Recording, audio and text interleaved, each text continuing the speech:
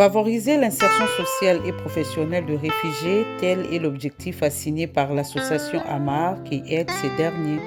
En effet, elle l'accompagne tout au long de leur démarche de demande de protection sur le territoire français.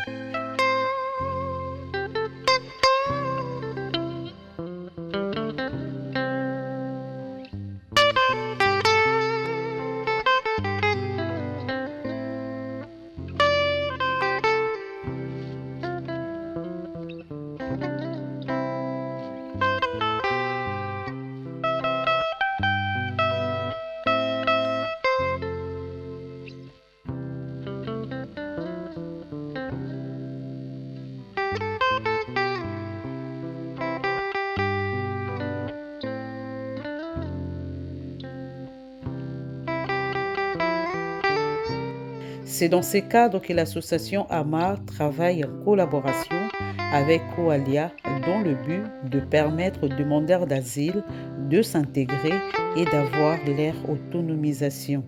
Et pour ce faire, l'apprentissage du français demeure impérieux.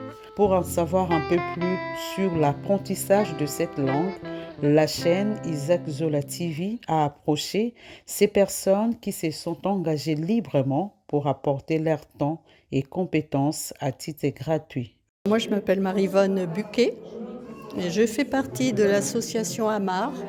Donc AMAR, ça veut dire Association Mortainaise d'aide aux réfugiés. Donc c'est une association qui compte une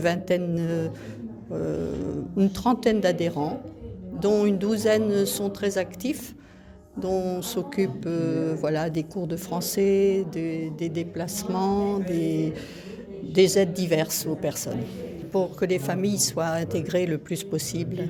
Et voilà, c'est dans un but d'intégration. Ah non, on est obligé de faire plusieurs groupes de niveau.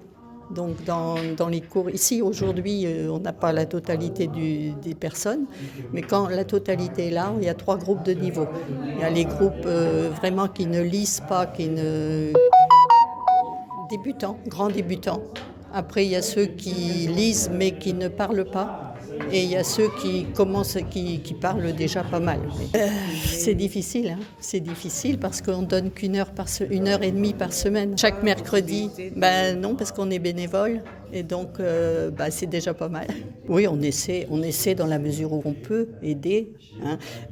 Quand Coalia s'en occupe, nous on ne participe pas, mais quand les personnes sont par exemple déboutées ou qu'elles ont leurs papiers et que Coalia ne s'en occupe plus, on peut continuer nous de donner des conseils.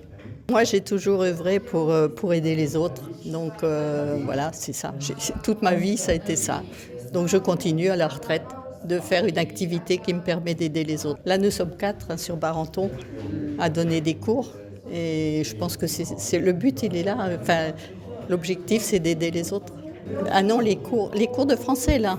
Moi, je suis de Barenton. Et Jean et Christine sont du Teilleul. Et André et moi, on est de Barenton. Pas mal. On a Marnaz qui ne savait pas du tout parler quand elle est arrivée, qui a passé là son examen de DELF. Elle a réussi à avoir le niveau A1 et on est très contents. Ma motivation, c'est que je pense que la connaissance de la langue française est très importante pour vous qui voulez vous installer en France.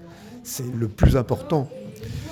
Et donc, je connais bien André et Marie-Yvonne Buquet qui m'ont proposé d'aider à faire l'enseignement du français. C'est la raison pour laquelle on vient ici avec plaisir chaque mercredi, moi-même et Christine, ma femme. Alors nous venons faire de l'enseignement au français, parler avec les personnes pour les aider dans leur démarche d'installation en France. Il faut absolument apprendre la langue française, sinon l'installation c'est beaucoup moins facile.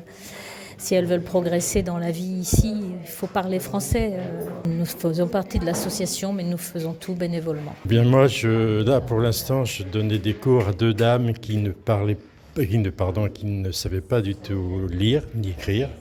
Donc je prenais les bases, le B à bas, quoi. Voilà.